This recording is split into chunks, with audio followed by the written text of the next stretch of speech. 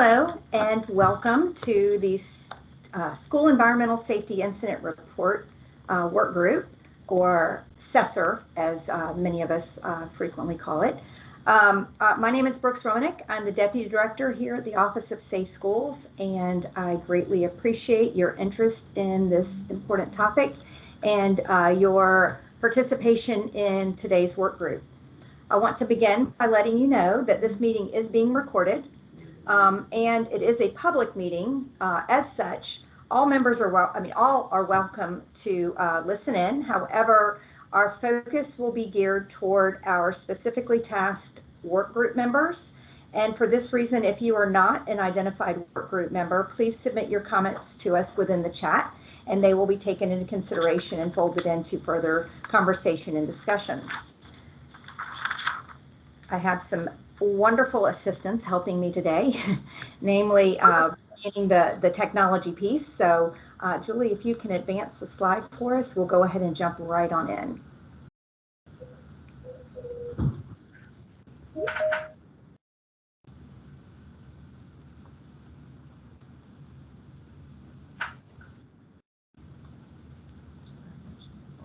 Okay.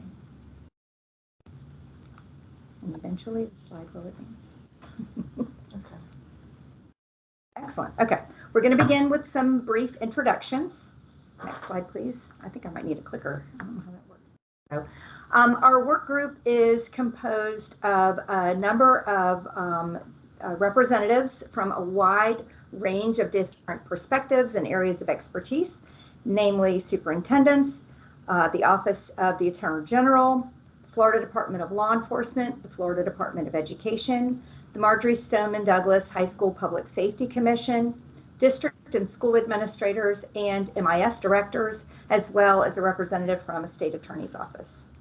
So before we go too far in, I just wanted to kind of clarify who some of those folks are. We have our superintendent representatives are Sherry Rollerson from Baker County, Kevin Hendrick from Pinellas County, who is also designated someone to sit in on his behalf for some of these meetings. That would be Dwayne Hines. We have our Attorney General designee as Gary Howes, and I apologize if I am butchering any names here, and I'll hopefully be able to speak with you in person at an upcoming meeting and get clarification on the pronunciation. We have a Florida Department of Law Enforcement designee, Philip Suber, as well as a state attorney designee, Gary Wiseman. Our Department of Education's technology and information specialist, Stephen Bowen. Our representative from the Marjorie Stoneman Douglas High School Public Safety Commission, Max Schachter. Several district administrators, Demicky Joyner from Orange County, Rachel Dawes from Collier County, and Ronald Gray from Suwannee County. We have a handful of deans, Dustin Keaton from Osceola, Daniel Rawson from Polk County, several Teacher of the Year and Principal of the Year, Sarah Painter, Stacia Warner, Melissa Matz, and Jen Halter, as well as some district MIS contacts, one from Citrus County, Kathy Newman, one from Clay County, Candido Garcia, and a principal from Duval County, Dr. Greg Bostick. We have as well a number of ex officio members who will be participating with us in a non-voting, non-decision-making role. That would be Jamie Braun, who's representing the department's general counsel, Melissa Baker from the Office of Safe Schools, and Julie Collins, whom I can't do anything without, who is also a representative from the Office of Safe Schools. So thank you to all, and thank you for those of you that are not listed specifically on our membership list, but that have chosen to engage in this important work. We appreciate it. So I need to, you may go ahead and advance the slide. I need to make sure that you are all aware that we are operating in the sunshine. Next slide, please.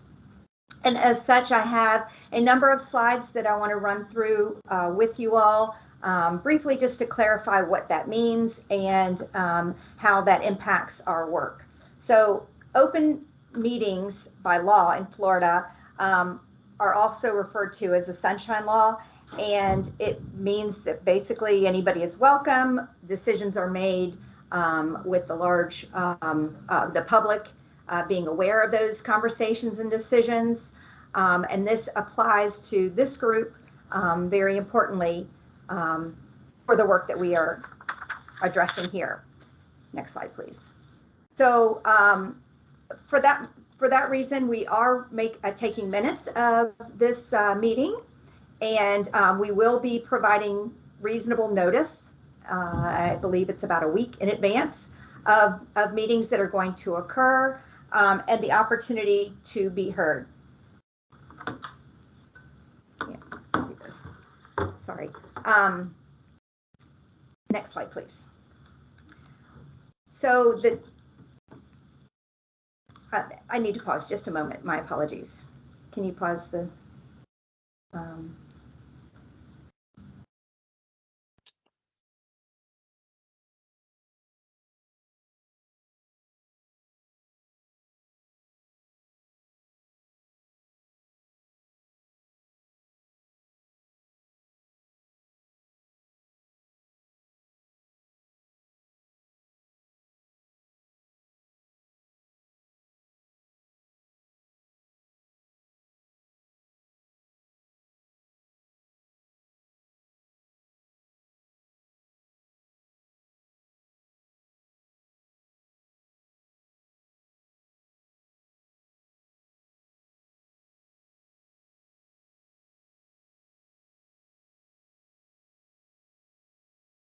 Thank you. My sincerest apologies.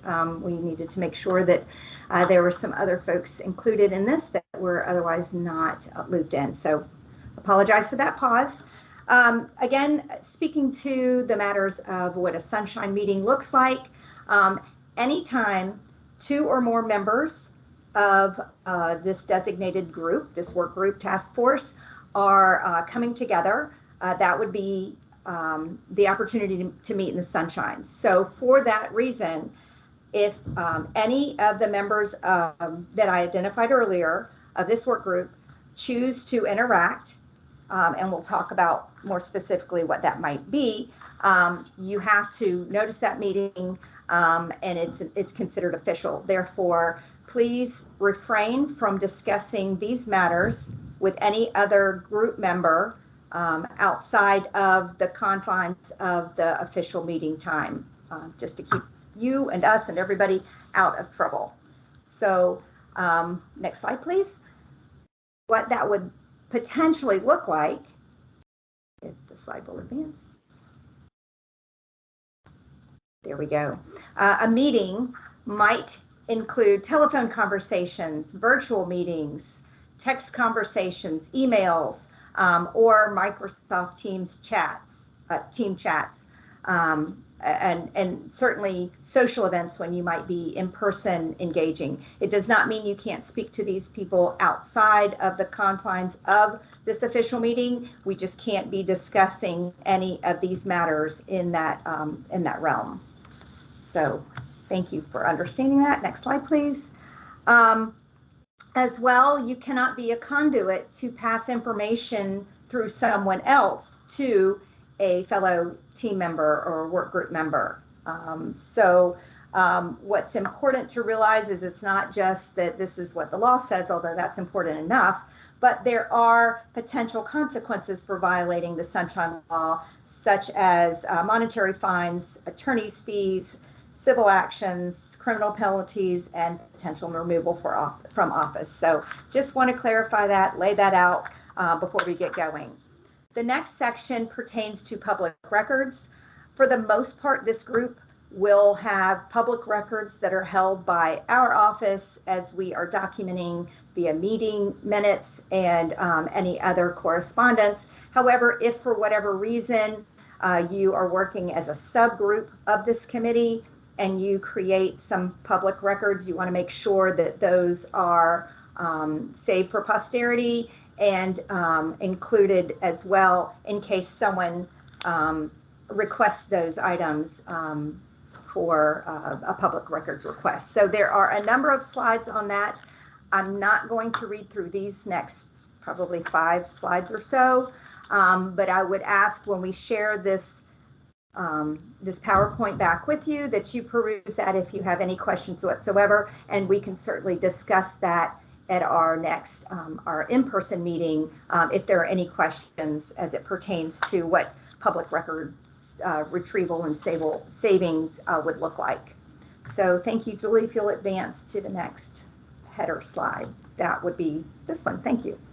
All right, I want to go ahead and set the tone and lay the groundwork for anyone that is not familiar with the Office of Safe Schools and the work that we do supporting Florida school safety across the state.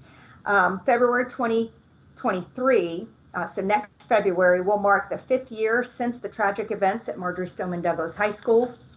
And since that tragedy in 2018, Florida has shown its commitment to safe and secure learning environments by passing vital school safety legislation every year.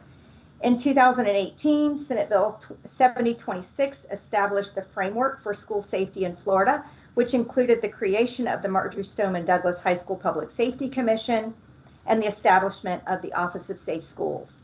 There was a whole lot of additional legislation that came about at that time, but I was going to stick with the pertinent pieces as to what was relevant for this committee. I definitely encourage you to go back if you're not familiar with the full legislation and peruse that as well.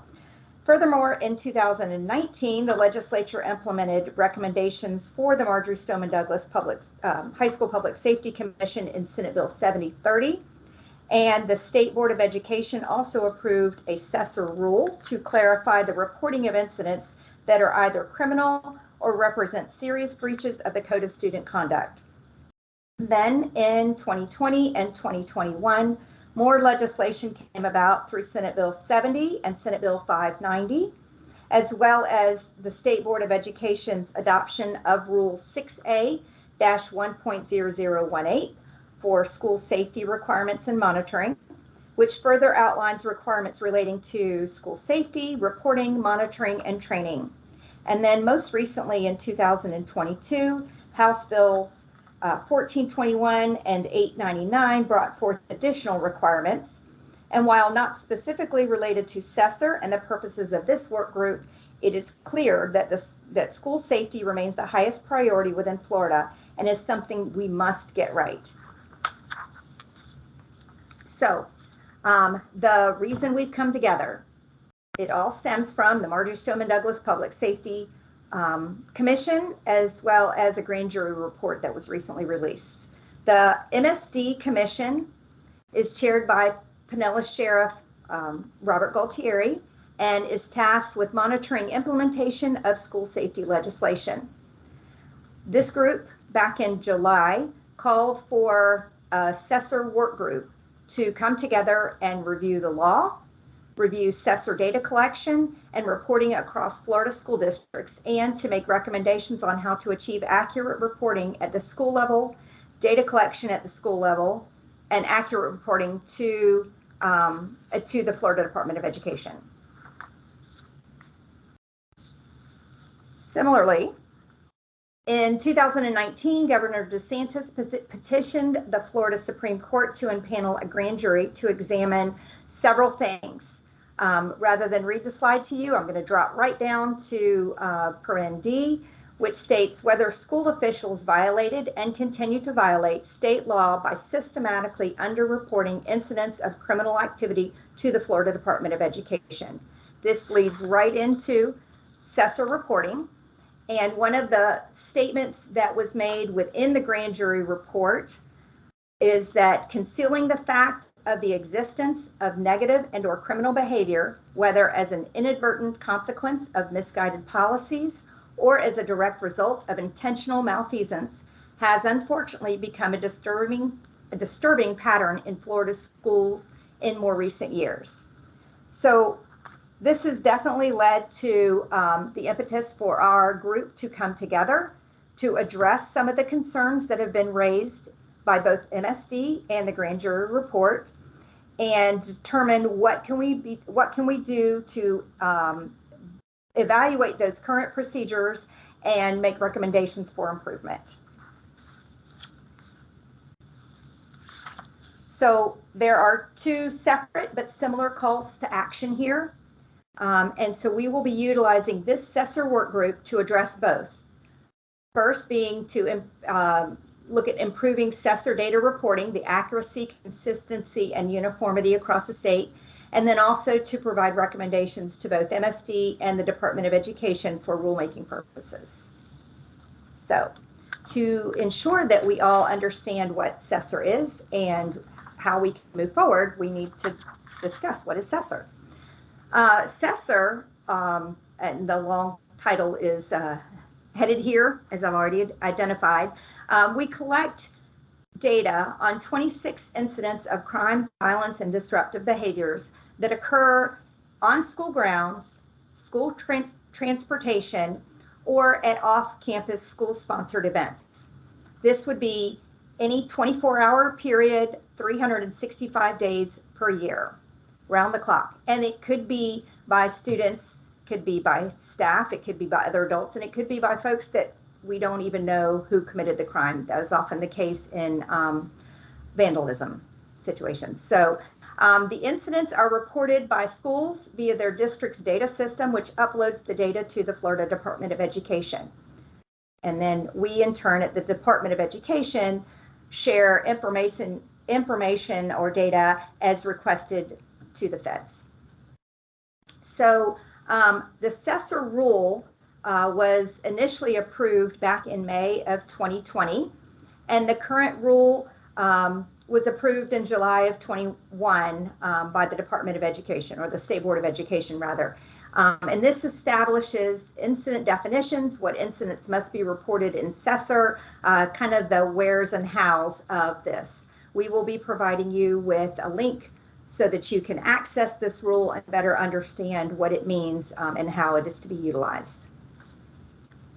So SESIR contains, as we mentioned, 26 incidents of crime and violence. They are separated into categories. A level 1 category incident is going to be your most serious crime or behaviors that are of serious concern, whereas a level 4 are your least serious incidents and concerns. But they're categorized and broken down in this manner. And we will be additionally providing you some information to kind of better clarify those definitions as they currently stand, so that you can explore what those look like and how we could perhaps firm those up and make them even better. So I'm going to lay out the proposed future meetings. Thank you. Ideally, we'd like to engage in at least 2 virtual and 2 in-person meetings with our group as a whole, whoever can attend. We will certainly make sure for the in-person, if you are unable to attend, that you can link in, much like we're doing today. Today is our initial meeting, kind of with just general overview information. We won't be engaging in the work today. It's just laying the groundwork. We have proposed a September 13th date as our first in-person meeting and have secured a location in Lake County. However, we won't know until tomorrow afternoon if that date has been confirmed, because we have to provide enough notice in the Florida Administrative Register. So if we cannot meet that one, then it will be a date shortly following the 13th. But that is our target date for our first in-person meeting. The next in-person meeting will take place in Sumter County on October 6th. And then, as needed, we will plan for 2 virtual meetings to kind of firm up any recommendations or report documentation moving forward. For all official work group members, travel reimbursement is available. So we will work with you to ensure that you have that information and can not come out of pocket with too many expenses there. And we will provide you with this information individually following this meeting. Then the final recommendations for the Marjory Stoneman Douglas High School Public Safety Commission will be provided for at the November 16th meeting down in Sunrise, Florida. That would not require the entire work group to attend. Certainly any work group members that are interested are more than welcome. I will gladly hand over the microphone to any of you that would like to speak at that meeting or engage with partner sharing, if you will. And so as an effort to meet that November 16th deadline or presentation date, I'm asking that we make our final recommendations no later than November 3rd, so we can firm that up, put a bow on it, and have it ready and good to go for that final meeting. Our proposed topics. So when we do get together in person, some of the things that I have kind of compiled and would suggest as our areas of focus are looking at the SESIR definitions, namely, do they align consistently with law enforcement definitions? Is there a way to ensure better clarity on these definitions? We want this to be as clear and black and white as possible to anyone that is responsible for documenting the SESIR data within our MIS systems. And so let's look at how we can do that. And then the reporting process itself is another area that we need to explore and discuss how to firm up. So what is the process from identifying an incident to reporting an incident within SESIR? Who needs to be engaged in the decision-making along the way? Obviously law enforcement for those most serious incidents, but are there others that need to be consulted with as well? And how can Florida improve upon the reporting and ensure consistency across the state? And then finally, how can we hold people accountable for data reporting? How can we ensure that everyone is doing this to the level that is expected by statute, by law, and by these commissions, these important groups that oversee the work that we do? In order to dig down into these suggested topics, we will be providing the group, and we'll send it out to all that have signed on to attend this meeting as well, a number of resources. So there'll be SESIR resources, the rule itself, the final statewide grand jury report. If we can provide you a link to a piece of the Marjory Stoneman Douglas High School Public Safety Commission's meeting where the sheriff spoke about this task force, this work group, and what those expectations are. We will try to provide you as much background information as possible. Additionally, if you see fit to expand upon the suggested topics or dig more deeply into something you feel from your perspective would be even more meaningful or add clarity to some of this, we welcome those ideas and suggestions as well. So that is a perfect segue into this section. I wanted to leave some time for questions, suggestions, or thoughts. It may take you some time to marinate on what we have provided, so I don't expect everyone to come forward right away with some suggestions or thoughts, but you may certainly have questions at this point. I'm going to refer now over to Julie. Julie, would it be best if they put those in the chat or raise their hand to be provided the microphone? I think we can go ahead. Share if you want. Yes. Yeah. Stop sharing. There we go. Okay, I think we have, I think everyone is muted, so we will have to unmute all participants. Why don't you raise your hand if you have a question, and then we can unmute you at that time. So are there any questions, anything that I didn't adequately cover or that perhaps I rushed through and you would like a little greater clarity on? I am seeing no hands, but don't want to. Oh, all right. So Gary Weissman asked, how are those levels of offenses determined? And I understand the question. However, I would like to save the conversation on that for our first in-person meeting, if you do not mind. I wanted this to be more of that high level overview, but we will certainly ensure that we are incorporating that question into the start of our meeting when we are in person later this month. Any other questions? Yes, Candido has a question. All right.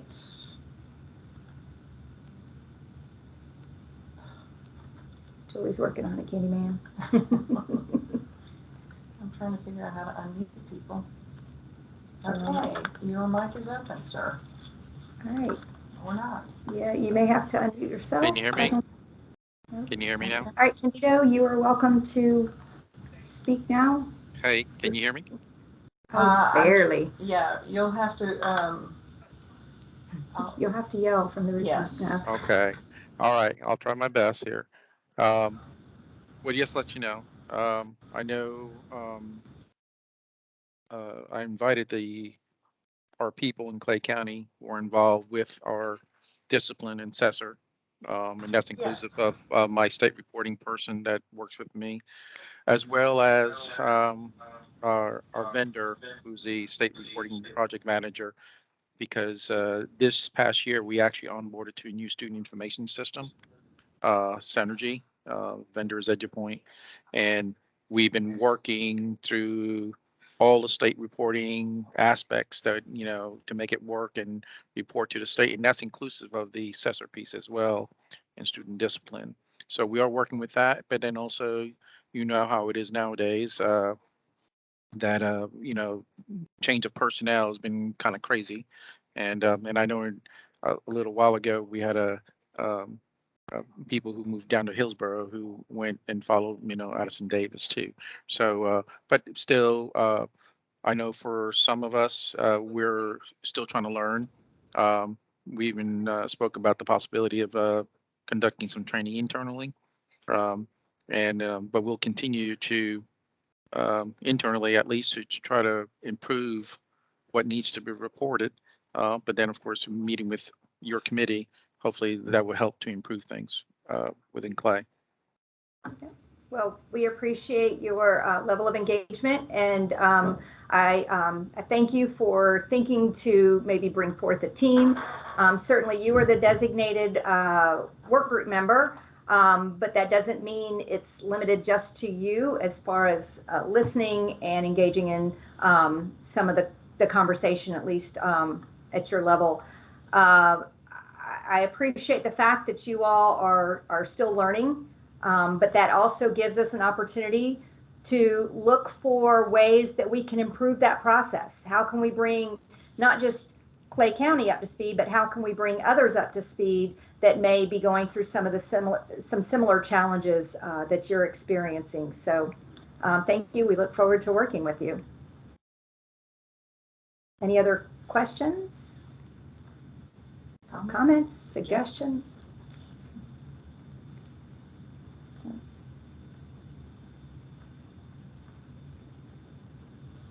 Just raise your hand if you have questions, and we can unmute you at that time. Okay, I see Max Schachter. I see Max, and Julie's going to work on getting you permission. There you go. You're unmuted, Mr. Schachter. Go ahead. We can't hear you, so you might be muted on your end.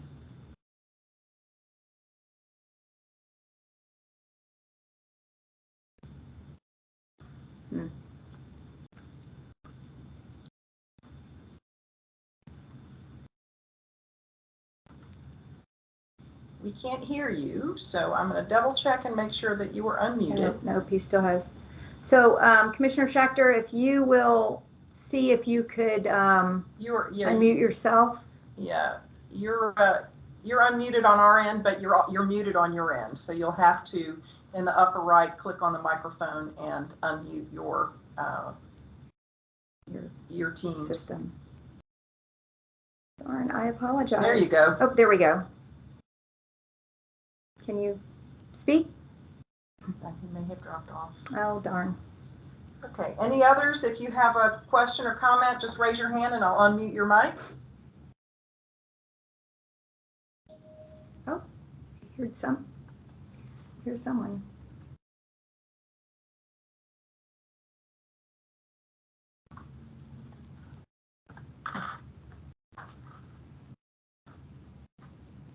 Working out the fun technical aspects of this, so thank you for your patience.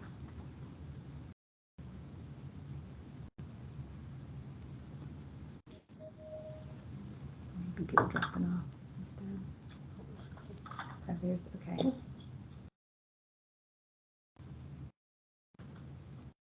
Okay, Mr. Schachter, you're muted on your end, but we've opened your mic on our end. So if you want to unmute and you'd like to speak, sorry about the technical difficulties. No, it's my fault. There you are. Okay, thank you, Julie and Brooks. I'm really happy to be on this committee and all the work that the Office of Safe Schools is doing, and I look forward to the outcome that we're all striving for, which is to make sure that the school districts are reporting accurately, so that we can use this data to make schools safer all across the state. So thank you for all the hard work that you're putting into this. I was just curious, I guess at our upcoming meeting, will we be receiving testimony or information? I know you said you're going to send out the rule, but getting into the nitty-gritty of exactly what happens. I guess we'll hear from several school districts to understand how that process unfolds from when the incident occurs to actually seeing how it reflects in the district, and then up to you. I'm sure you'll walk us through that whole process so everybody can try to understand it. Absolutely. Thank you very much, Commissioner Schachter. Yes, so the plan is, and one of the reasons why we have a fairly large work group is to ensure we have a broad range of perspective and experience and contributors, if you will, to that conversation. So our desire is that some of these team members can share what it looks like within their district, from soup to nuts, so to speak. If after the first meeting, if we feel that is not enough and we have to go and gather more, we can certainly look at gathering others to come and share that experience, because we are a very large state and it may be different from district to district, school to school. And so that's one of the things that we want to explore and dig into more deeply. Thank you for bringing that idea forward, and certainly contribute those ideas when we are meeting forthcoming, so we can have a meaningful work group opportunity here. Thank you. Any other comments, questions, suggestions? Just raise your hand and we'll open your mic.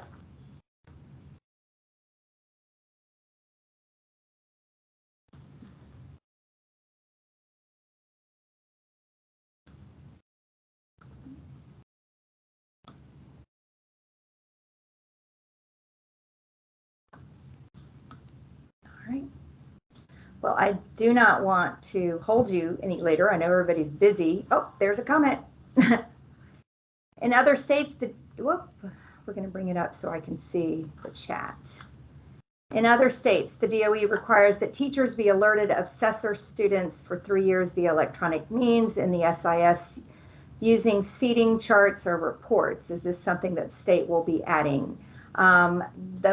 That level of detail will be discussed within the in-person work group meeting forthcoming. I really wanted today's meeting to be more just an overview, laying the groundwork for it.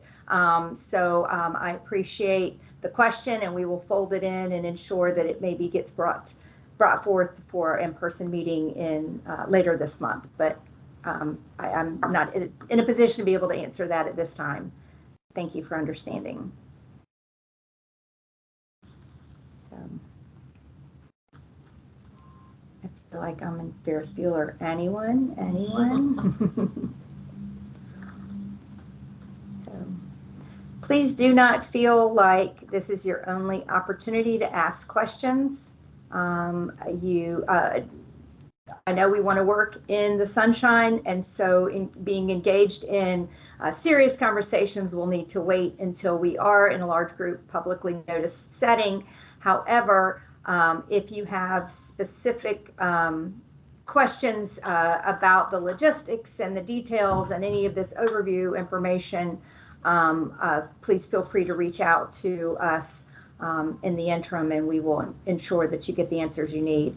Yes, we will be providing a copy of this presentation to all work group members and those who are in attendance at this meeting.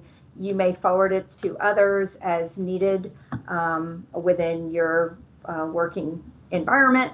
And additionally, we will have other resources that we will be providing as that foundational support so that we can start strong in our first in-person meeting. So, any other questions, comments? No. I know everyone is extremely busy. I am very grateful that you were able to take the time to sit with us today. I look forward to working with you all in person forthcoming and doing this important work, and look forward to the opportunities that this will bring about in improving data quality within Florida as a whole. So thank you very much, and I will say that we could probably wrap up the meeting for now. And again, if you have any questions, please don't hesitate in reaching out.